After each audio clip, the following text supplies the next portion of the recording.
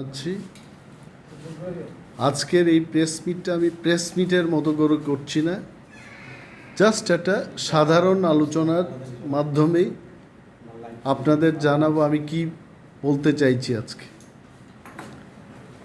আজকের প্রেস মিটের তিনটা অংশ থাকবে।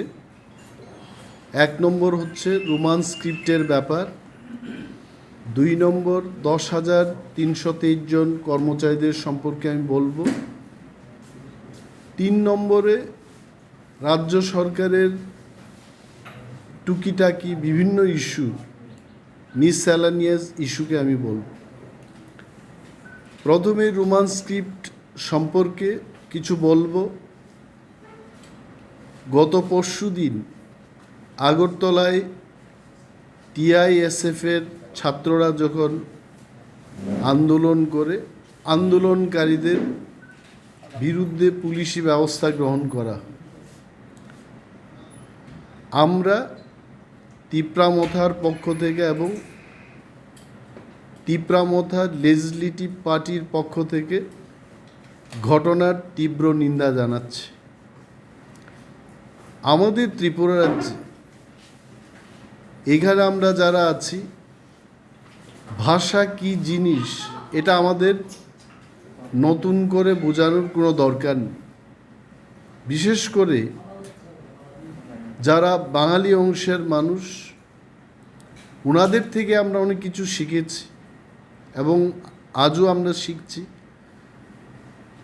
ওনারাই অনেক ক্ষেত্রে আমাদের অনুপ্রেরণার বিষয়, এটাতে কোনো সন্দেহ নেই। 1952 সালে যখন আজকের যে বাংলাদেশ, এই বাংলাদেশটা ছিল পাকিস্তানের একটা অংশ, যাকে আমরা বলতাম পূর্ব পাকিস্তান। সেইখানে বাংলা ভাষায় যারা কথা বলেন বাঙালিদের উপর, যে বাংলা লেখা হবে উর্দু স্ক্রিপ্ট, এটা কিন্তু চাপিয়ে দেওয়া হলো। At that point of time সমস্ত বাঙালিরা বাংলা ভাষায় যারা কথা বলেন, নট চক্রবর্তী, দেবনাথ, ভৌমিক, সমস্ত যারা চাকমারাও যারা সেখানে বা তিপ্রারাও যারা সেখানে বাংলা ভাষায় কথা বলেন, তারাও ওই ভাষা আন্দোলনে ঝাঁপিয়ে পড়েছিল এবং বাংলাকে কোনোভাবেই উর্দুতে লেখা যায় না, বাংলায় লিখতে হয়। কুথার লিখবেন আপনারা, কুথুইকে কুথুই লিখবেন, কচারকে কুচার বলবেন, বাচিকে বাচই বা বাচুই করতে হবে। তো এইভাবে কিন্তু একটা ভাষাটাকে বাংলা দিয়ে লেখা যায় না। আমরা যারা ককবরক ভাষায় কথা বলি এবং আমরা ছাড়া যারা অন্যান্য ভাষাভাষীর লোক ককবরক নিয়ে যারা চর্চা করেন, তারা সবাই বলেছে যে রোমান হরফ দিয়ে ককবরককে লিখলে অন্তত 95% ককবরকের উচ্চারণকে সঠিকভাবে লেখা যায়। That is the reason. তো আজকে আমরা দেখেছি লেফট ফ্রন্টের সময়, আমার জীবনের সিংহভাগ সময়টাই আমি দেখেছি বামপন্থীদের শাসন।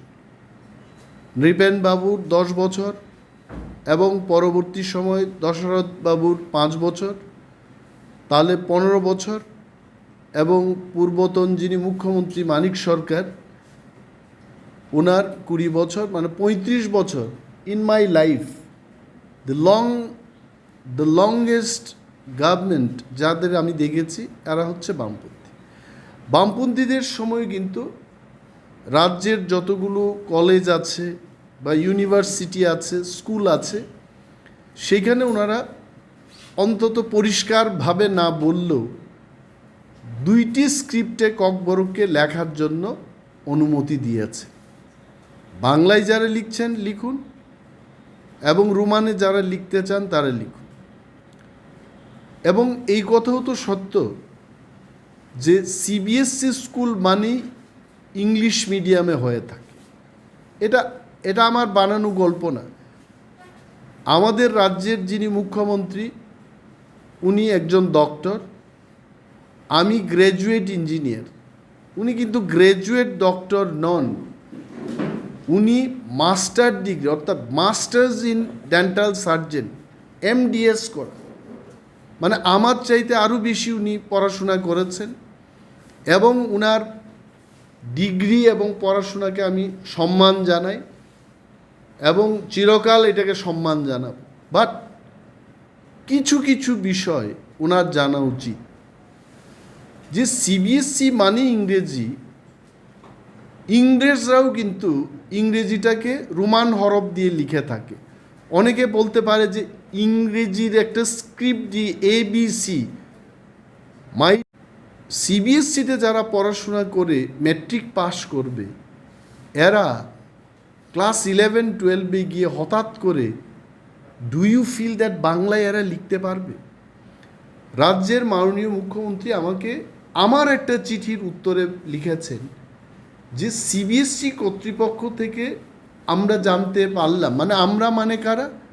রাজ্যের মন্ত্রিসভা এবং খুদ মুখ্যমন্ত্রী নিজে, ওই আমরা, উনি বলেছেন আমরা জানতে পেরেছি যে CBSE বাই স্ক্রিপ্টে অর্থাৎ দুইটা স্ক্রিপ্টে প্রশ্ন করার তাদের কোনো বিধান নেই। তাহলে আমি মানুষের কাছে, রাজ্যের মানুষের কাছে আপনাদেরকে সাক্ষী রেখে মাননীয় মুখ্যমন্ত্রীকে বলবো, যদি CBSE-র একটা স্ক্রিপ্টেই বিধান থাকে তাহলে রোমান স্ক্রিপ্টে হোক। যে স্ক্রিপ্টে লিখলে পর 95% বড় উচ্চারণ এবং শব্দকে আমি লিখতে পারবো, নাম্বার 1। নাম্বার 2, CBSE-তে যারা পড়াশোনা করবে they are all having no problem with Roman script, যেহেতু ওরা ইংরেজি মিডিয়ামে পড়াশোনা করছে।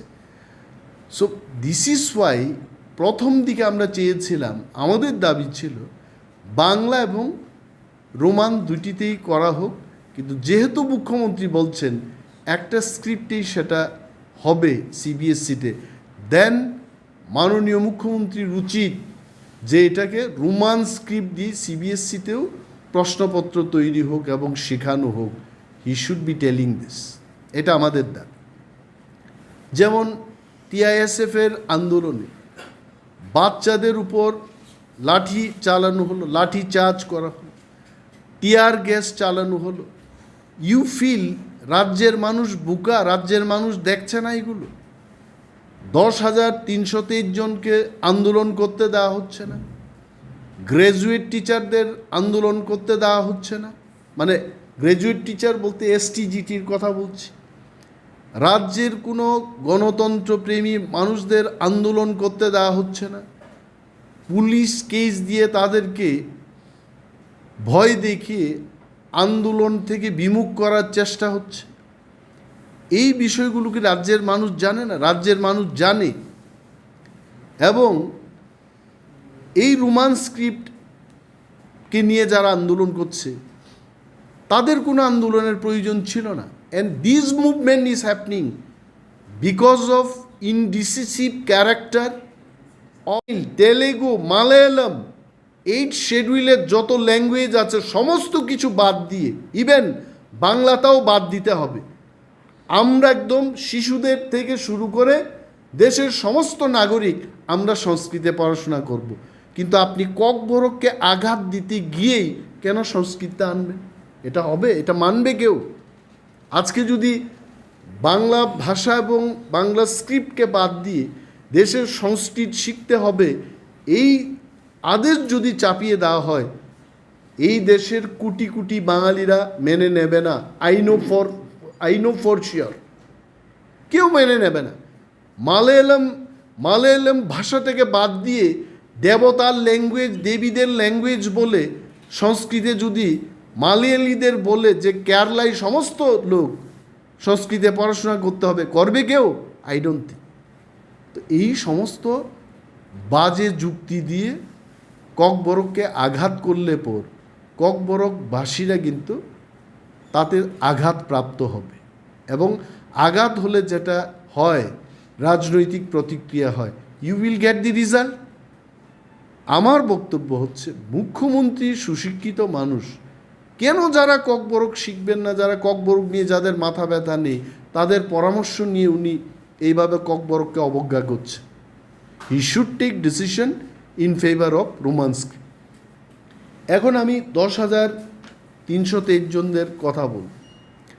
10,323 জন যারা চাকরি হারিয়েছেন, অনেকেই আমি দেখি এরা দে কিপ মেকিং কমেন্টস যে দাদা বা স্যার আমাদের জন্য কিছু একটা বল।